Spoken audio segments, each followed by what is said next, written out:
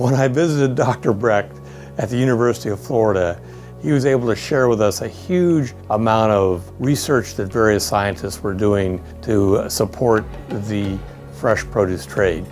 In the post-harvest community, whether it's in the private sector such as Transfresh or the university sector, our overall goal is to try to develop processes and services that will increase the consumption of fresh produce, increase the taste, increase the value.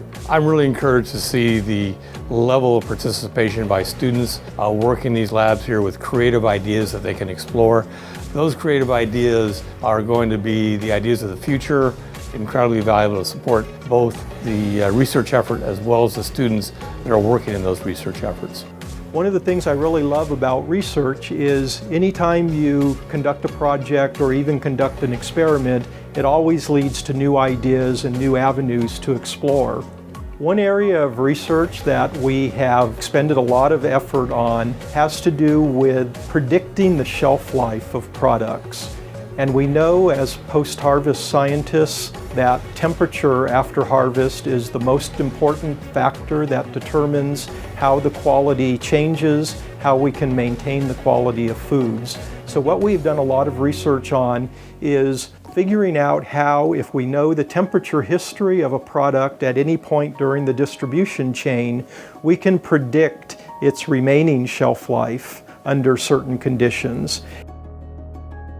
I've been doing research about what part of the tomato air gets in and out. And it turns out that the only part of the tomato where air can get in and out of the fruit is this little scar right here. And that's really important because we want to know where bacteria can get in and out because we don't like them. So we've been doing experiments where we put the tomato underwater in a low pressure environment. And what that does is when you have a low pressure environment and you have something with normal pressure dropped into it, all the air inside the tomato is still at normal pressure and it wants to escape into that low pressure environment to sort of create an equilibrium. And if we put it underwater, we can sort of track where the air is coming out. You see the bubbles coming right out of that little stem scar. So what happens if we cover the stem scar with something strong enough that the air can't get out? I figured the tomato would explode.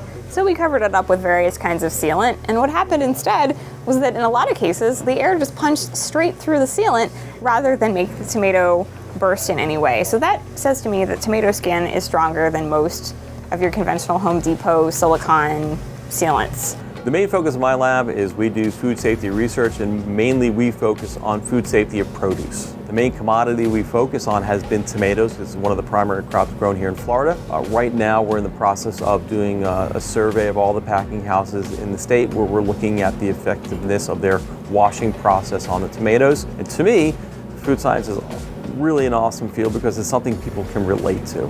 Everybody has to eat every day. Everything we eat has some functionality, some safety component, some product development component that's easily understood because again, we're all exposed to it. I get really excited about this type of research again because I can see the impacts of it on a daily basis. We're in the Sensory Evaluation Lab on UF campus in Gainesville. It's nicknamed the Taste Panel Lab. We do sensory testing of various types of food products. And a lot of these tests are being conducted for the food industry because it's all computerized. The turnaround time is short and we can provide the results usually on the same day or the following day. We provide a service to the food companies which may not have sensory testing capabilities on their own, and we help them understand what the consumers want, and we do that on a relatively small budget. One of the unique things that I've watched over the years, and something that's truly unique within the trade that I believe we should be taking more advantage of, is the fact that between the University of Florida and University of California at Davis, they're able to collaborate and do research that complements each other, as well as do real research, which I call field research. That type of collaboration allows the trade to be able to look at new or old processes that are in the commercial environment and evaluate them to value what they truly mean and do it on a very scientific and research-oriented basis. I think delivering fruit to our consumers is a composite of everything we can learn both in the private and public sector. We can't ignore either sector. We have to acknowledge that science has brought us as far as it has today, and it's going to continue to expand our capabilities to provide good tasting food to our consumers as well as to ourselves.